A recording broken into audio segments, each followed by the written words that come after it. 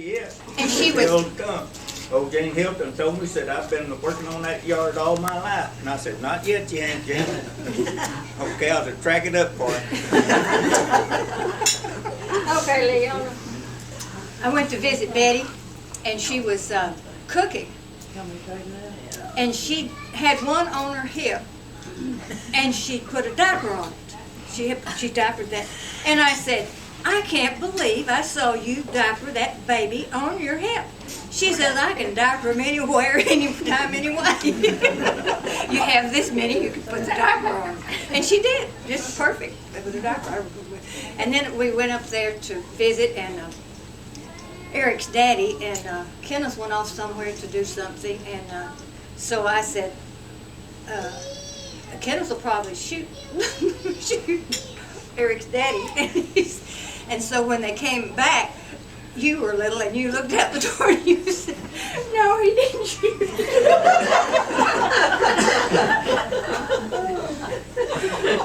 remember that baby down and hold me. We had a lot of fun, didn't we, Betty? Yes, we did. But you know what I remember about this whole deal is most of us are lucky to be alive after the ordeals that we went through. I remember at one of my earliest days, Uncle Fred was at the old Dipsy Doodle up there in Winthrop, and he had this fine horse. What was that old horse's name? Tommy. What? Tommy, yeah. And I told all my buddies, I said, that's my uncle right there, and he'll let me ride that horse. Well, I didn't know Uncle Fred been in there sipping a few all day long, and that horse was ready to go to the crossroads. He said, yeah, son, get on him. Boy, I went out there and got on that horse, and he lit out like a bolt of lightning, and that old covers is about sunk in on the right there. That horse cleared him, airborne. And I hit the ground like it knocked me out. Somebody caught that horse down there at the curve, and brought it back. I led that sucker back to Uncle Fred, so I didn't get on that. But the happiest days of my life was going to Aunt Ruth's and Uncle Fred's, because Aunt Ruth never got on us a time. I mean, it didn't make any difference what we did, but they had a 10 or something, and Frederick like killed every one of us. But they had a 10 out there, and everybody from the crossroads to the line road was kin to us. They was either a Smith or married to a Smith, so we had cousins. If somebody jumped us, they better find out quick who our kinfolks was, because they was one of them fixing to whip them the next day if they found them. But anyway, we'd go out there and Uncle Fred's and Aunt Ruth's, and all the folks would stay inside, and we'd go out there, and Frederick would, hey man, I'd hide in the dark, keep him from finding me. But once, he had Nick down beating the devil out of Nick, and he's hollering for help, and I picked up this cow pile, and I hit him in the head, and I didn't know this big old rock in there. And knocked Frederick cold in the wedding. We had to carry him in there in the house like spaghetti.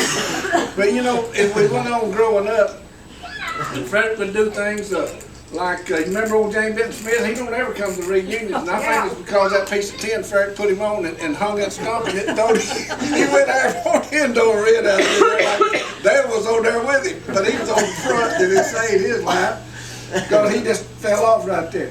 But you know, we had such good times, and like June, I was down there in Little River. All of them could swim. Aunt Ruth could swim like a fish school, I guarantee. Yeah, she taught me. She But floated anyway, with baby. that river was on a rampage. I mean, there was trees floating down that thing, and I'm about 3 years older than you, and so I swam out in the middle of the river like a dummy to this tree out there, and got out there, and June was out there in the middle of it. And you know, I was 15, she was 11 or 12, you know. But hey, she could swim.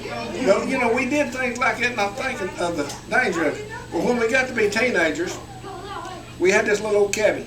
Daddy had bought the Forney place off Uncle Fred, and so it had a little log cabin on there. So all the boys, we had this little place that we could go down and fish on Grassy Lake.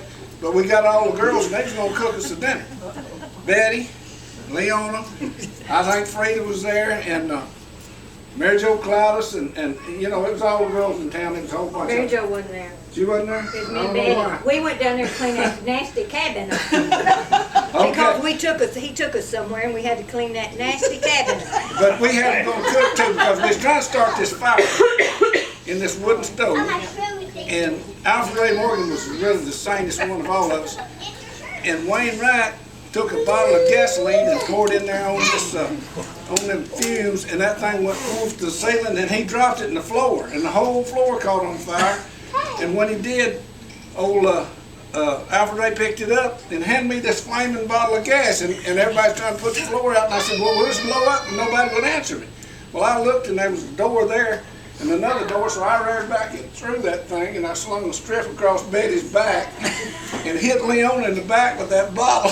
Betty's Mexican jacket was on fire. Somebody jerked that coat off her, and he slung a strip in the bed and set it on fire, and somebody called Leon out there and put him out. But hey, we can all. I rubbed up against the building. So we grew up a little rough, I guarantee you. If you wonder about us, well, we had a rough background. They rolled you, didn't they, Betty? Yeah. They rolled her to get it put out, and I got up against the house and put it out. So we had to make up a story. What was the story we made up that happened down there? But you know what, of all those kids